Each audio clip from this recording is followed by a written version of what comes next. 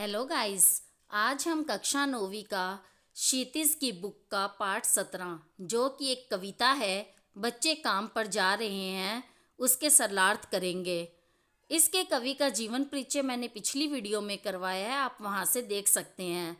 इससे पहले कि हम इस कविता के सरलार्थ शुरू करें, अगर आपने मेरे चैनल को सब्सक्राइब नहीं किया है तो पहले इसे सब्सक्राइब कीजिए और बेल बटन को दबाइए, जिससे आपको मेरी आने वाली सभी वीडियोस मिल सकें। आइए शुरू करते हैं। कोहरे से ढकी सड़क पर बच्चे काम पर जा रहे हैं। सुबह सुबह बच्चे काम पर जा रहे हैं। हमारे समय की सबसे भयानक पंक्ति है यह। भयानक है इसे विवरण की तरह लिखा जाना चाहिए इसे सवाल की तरह। काम पर क्यों जा रहे हैं बच्चे।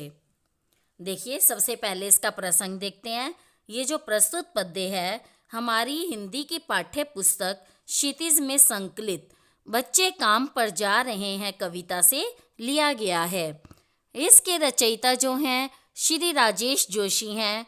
यहाँ कवि ने खेलकूद तथा पढ़ाई लिखाई को छोड़कर काम पर जाने वाले छोटे छोटे बच्चों के प्रति अपनी चिंता व्यक्त की है। तो क्या कहते हैं कवि? कोहरे से ढकी सड़क पर बच्चे काम पर जा रहे हैं सुबह सुबह। कवि कहता है कि सर्दियों के कोहरे से सड़क ढक गई है। सर्दियों में कोहरा पड़ता है तो सड़क पर जम जाता है ना, तो सर्दियों के कोहरे से सड़क ढक गई है। लेकिन सवेरे सवेरे इतनी ठंड में भी, इतने कोहरे में भी छोटे छोटे बच्चे काम पर जा रहे हैं। हमारे समय की सबसे भयानक पंक्ति है यह। अब उनकी उम्र तो पढ़ाई लिखाई और खेलकूद की है, लेकिन वे पढ़ाई लिखाई ना करके काम करने जा रहे हैं। तो कवि इसे आज के युग की सबसे भयानक पंक्ति मानता है। भयानक है इसे विवरण की तरह लिखा जाना, लेकिन कवि क्या कहता है कि इसे बढ़ा चढ़ाकर लिखना या विवरण की तरह लिखना भी बड़ा भयानक है। कि एक वर्णन कर दिया कि बच्चे काम पर जा रहे हैं, वो चीज़ भी भयानक है। लिखा जाना चाहिए इसे सवाल की तरह, काम पर क्यों जा रहे हैं बच्चे।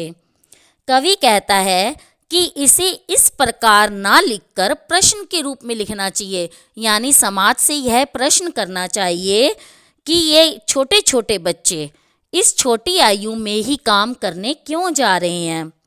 कवि का कहने का मतलब क्या है कि जैसे आम बच्चों को, सामान्य बच्चों को सुख सुविधाएं मिलती हैं, उनके माता पिता उन्हें पढ़ाते लिखाते हैं, ऐसे ही इन बच्चों का भी उसी तरह के जीवन पर अधिकार है। उन्हें भी पढ़ने लिखने का अधिकार है। लेकिन नहीं, ये सब छोड़कर इन्हें काम पर जाना पड़ रहा है। तो क्यों जाना पड़ रहा है, विशेष देखिए। अब यहाँ पर कवि क्या बताना चाहता है कि छोटे छोटे बच्चों पर काम काज का बोझ जो लाद दिया जाता है वो सबसे भयानक स्थिति है। और इसके अंदर अनुप्रास तथा प्रश्न अलंकार का स्वाभाविक प्रयोग हुआ है। और यहाँ कवि ने तत्सम तथा तद्भव शब्दों का भी प्रयोग किया है। ठीक है। और इसमें क्या है कि अभिधा शब्द शक्ति के प्रयोग से जो इसके अर्थ में स्पष्टता है वो उत्पन्न हो गई है। नेक्स्ट पैरा है, क्या अंतरिक्ष में गिर गई हैं सारी गेंदें, क्या दीमकों ने खा लिया है रंग बिरंगी किताबों को।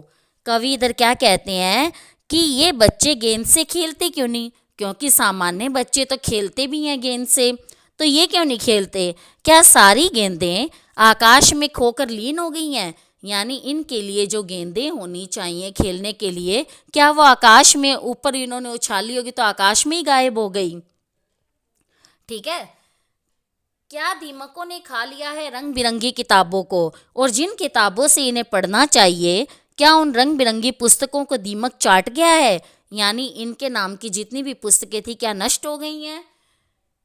क्या काले पहाड़ के नीचे दब गए हैं सारे खिलौने, और जिन खिलौनों से इन्हें खेलना चाहिए, क्या वो सारे खिलौने काले पहाड़ ने अपने बोझ तले दबा लिया है। बेटा, इधर काले पहाड़ जो है ये एक प्रतीकार्थक शब्द है।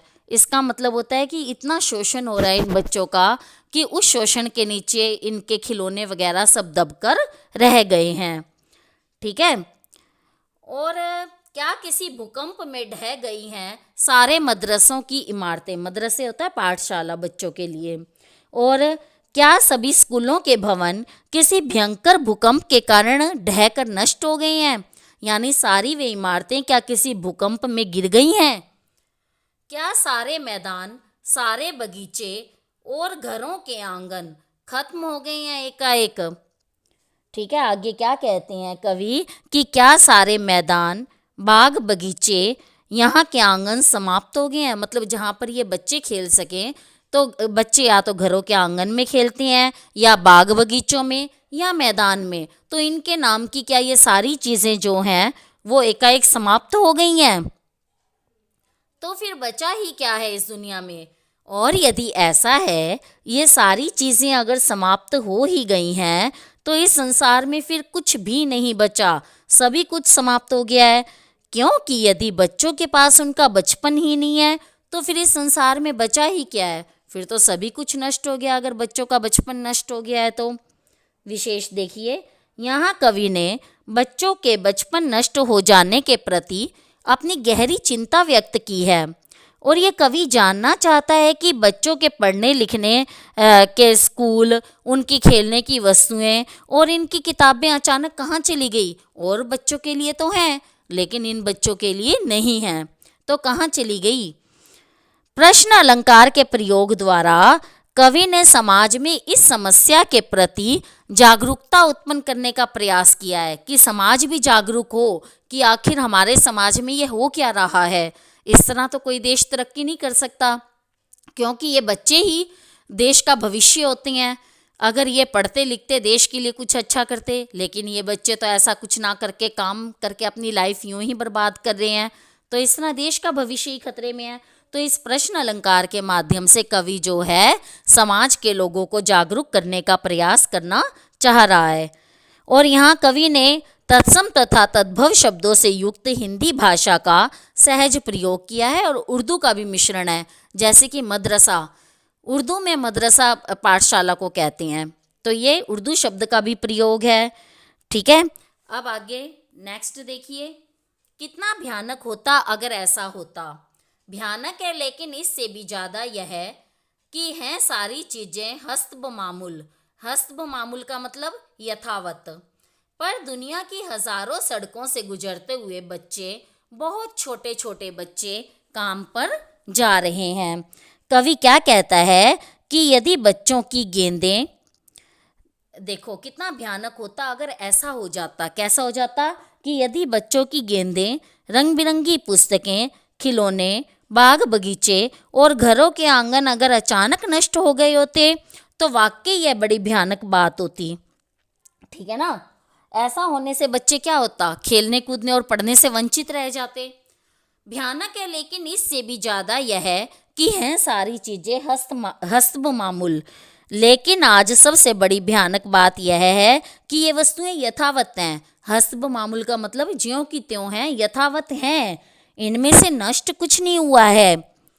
ठीक है ना, पर दुनिया की हजारों सड़कों से गुजरते हुए बच्चे, बहुत छोटे छोटे बच्चे काम पर जा रहे हैं, परंतु फिर भी संसार के हजारों छोटे छोटे बच्चे इन हजारों सड़कों से गुजरते हुए काम पर जा रहे हैं। हजारों सड़कों कहकर कवि क्या साबित करना चाहता है कि खाली ये भारत की समस्या नहीं है, पूरे विश्व में ऐसे देखने को मिल जाएंगे छोटे छोटे बच्चे काम पर जाते हुए। तो इस पूरे विश्व की ही ये एक समस्या है। वे अपने माता पिता के बोझ को कम करना चाहते हैं, और भयानक बात यह है कि पता नहीं उनका बचपन कहाँ पीछे रह गया।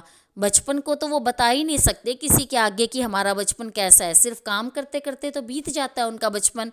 उन्होंने, जैसे आम बच्चे बचपन में मस्ती करते हैं, उन्होंने कहाँ की, उनका बचपन तो काम के बोझ के तले ही दबकर रह गया।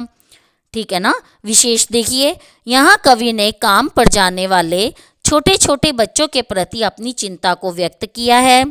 पुनरुक्ति प्रकाश अलंकार का इधर प्रयोग हुआ है, छोटे छोटे में पुनरुक्ति प्रकाश अलंकार का प्रयोग हुआ है। यहाँ कवि ने तत्सम तथा तद्भव शब्दों से युक्त हिंदी भाषा का सहज प्रयोग किया है। तो बेटा आपकी ये पोएम समाप्त होती है। उम्मीद करती हूँ कि आपको समझ आ गई होगी। Okay, bye.